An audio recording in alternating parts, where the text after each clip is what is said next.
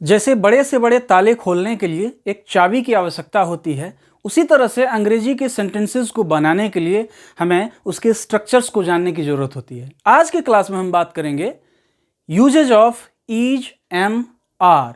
तो चलिए आज के क्लास में हम जानेंगे कि हम कैसे इज एम आर का यूज इंग्लिश में करेंगे। तो इसके लिए सबसे पहले हम जानते हैं इसके स्ट्रक्चर को।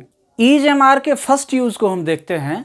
तो इज एम आर का यूज जो होता है वो प्रेजेंट टाइम में स्टेटमेंट को बताने के लिए होता है, जिसका देखिए स्ट्रक्चर, पहला स्ट्रक्चर है कि subject plus is am are, यानी कि सब्जेक्ट के बाद या तो इज या तो एम या तो आर, फिर प्लस नाउन या एडजेक्टिव होगा और फिर लास्ट में फुल स्टॉप होगा। यहां पर ध्यान रखने वाली बात है कि नाउन एडजेक्टिव के बाद अगर जरूरत पड़े तो और आप अदर वर्ड्स उसमें जोड़ सकते हैं। सेंटेंस देखते हैं तो हम इसी स्ट्रक्चर के हिसाब से सेंटेंस बनाते हैं। जैसे देखिए पहला, ही इज इल, अर्थात वह बीमार है। तो इसमें इज यहां लगा हुआ है, ही जो है सब्जेक्ट है और इल जो है स्ट्रक्चर के हिसाब से यहां पर ये एडजेक्टिव है। यहां पर ही इज इल यानी कि किसी भी व्यक्ति या वस्तु की अवस्था के बारे में बताई जा रही है। यहां प्रोनाउन है और इसके अवस्था के बारे में बताई जा रही है कि ही इज इल यानी कि वह बीमार है। दूसरा देखिए, द अर्थ इज राउंड, यहां पर इज का प्रयोग है, द अर्थ सब्जेक्ट है और राउंड जो है वो एडजेक्टिव है। तो यहां पर जो है द अर्थ इज राउंड अर्थात पृथ्वी गोल है, तो पृथ्वी की वास्तविकता के बारे में बताई जा रही है। तीसरा सेंटेंस देखते हैं, I am a student, am लगा हुआ है, चूंकि आई के साथ एम लगता है तो आई एम अ स्टूडेंट। तो आई एम अ स्टूडेंट में मैं एक छात्र हूं, तो इसका अर्थ यह हुआ कि यह वास्तविकता के बारे में बताई जा रही है कि मैं एक छात्र हूं, यह वास्तविकता है, तो वास्तविकता के बारे में। फिर अगला सेंटेंस देखें, दे आर टीचर्स, यहां दे के साथ आर लगा हुआ है तो दे आर टीचर्स यानी कि वे लोग शिक्षक हैं। दे, उनके बारे में बताया जा रहा है कि वे लोग शिक्षक हैं, यानी कि वास्तविकता बताई जा रही है कि वे लोग शिक्षक हैं।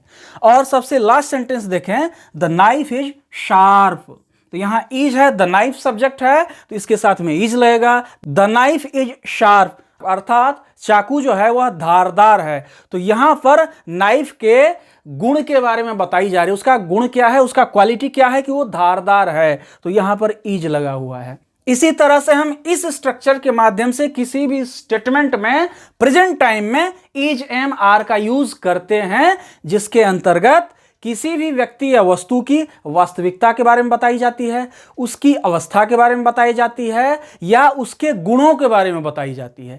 तो इसी स्ट्रक्चर को हमें फॉलो करनी है। और एक चीज और हमें जानना चाहिए कि जैसे फर्स्ट पर्सन सिंगुलर नंबर जो आई होता है उसके साथ हमेशा एम का प्रयोग करते हैं, तो आई के साथ एम का प्रयोग करते हैं। और थर्ड पर्सन सिंगुलर नंबर अर्थात ही, शी, इट और कोई भी सिंगुलर नेम जैसे कि राम, गोपाल, अली, अगर एक नाम का प्रयोग हम करते हैं किसी भी व्यक्ति का या वस्तु का तो उसके साथ में इज लगता है। और फिर सेकंड पर्सन सिंगुलर और प्लूरल नंबर यू और थर्ड पर्सन प्लूरल नंबर दे या कोई एक से ज्यादा नाम, तो उनके साथ में हम आर का प्रयोग करते हैं। तो ये रूल भी हमें याद रखनी चाहिए कि आई के साथ एम, ही, शी, इट या कोई सिंगुलर नेम के साथ इज और वी, यू, दे और एक से ज्यादा नामों के साथ आर का प्रयोग करते हैं। और इज एम आर का जो दूसरा यूज होता है वो प्रेजेंट कंटिन्यूअस टेंस में, अफर्मेटिव और एक्टिव सेंटेंस में होता है, जिसका स्ट्रक्चर देखिए कि subject plus is am are plus V4, V4 यानी कि वर्ब में जब आईएनजी लगता है यानी कि वर्ब का आईएनजी फॉर्म प्लस ऑब्जेक्ट या कॉम्प्लीमेंट, फिर लास्ट में फुल स्टॉप।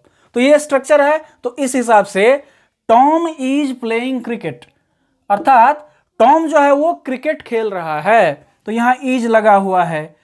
फिर दूसरा देखिए, I am studying right now यानी कि मैं अभी पढ़ रहा हूं। और फिर देखिए, द चिल्ड्रन आर क्राइंग यानी कि बच्चे रो रहे हैं। तो इस तरह से इज एम आर का हम यूज करते हैं। तथा इज एम आर का जो तीसरा यूज है वो सिंपल प्रेजेंट, अफर्मेटिव और पैसिव सेंटेंसेस में इसका यूज किया जाता है। जैसे कि स्ट्रक्चर देखिए, स्ट्रक्चर नंबर 3, तीसरा यूज, तो स्ट्रक्चर है subject plus is am are plus V3 यानी कि वर्ब का तीसरा फॉर्म, जिसको पास्ट पार्टिसिपल फॉर्म भी बोलते हैं। और फिर उसके बाद ऑब्जेक्ट कॉम्प्लीमेंट और फिर फुल स्टॉप।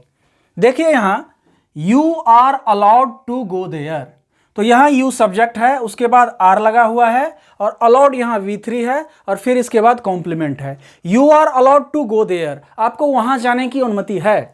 और दूसरा सेंटेंस देखें, I am given gifts on my birthday, यानी कि मेरे जन्मदिन पर मुझे उपहार दिए जाते हैं। तो यहाँ आई सब्जेक्ट है, उसके साथ में एम लगा हुआ है, गिवन जो है वो V3 है और फिर ऑब्जेक्ट कॉम्प्लीमेंट्स है।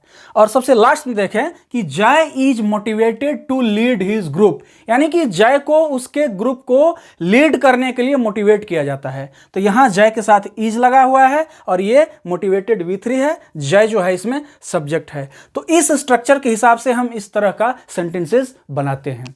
तो मुझे उम्मीद है कि आपको इज एम आर के यूज के बारे में अच्छी तरह से समझ में आ गई होगी।